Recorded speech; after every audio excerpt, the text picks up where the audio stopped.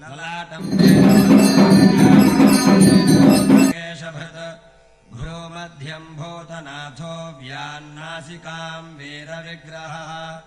कपाले कर्णयुगलम् कन्धरम् नीलकन्धरः वदनम् भद्रकालीशो चुबुकम् चन्द्रखण्डभृत् करौ पाशकरः पातु बाहू पातु महेश्वरः ऊरुस्थलम् चोग्रदंष्ट्र आनन्दात्मा हृदम्बुजम्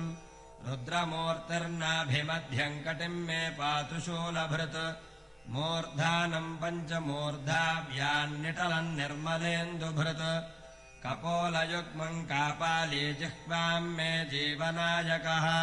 स्वसद्वयम् पशुपतिर्लिङ्गम् मे लिङ्गरूपधृत् सर्वाङ्गुलीः सर्वनाथो नखान्मे नागभूषणः पार्श्वयुग्मम् शक्तिहस्तो सर्वाङ्गम् देववल्लभः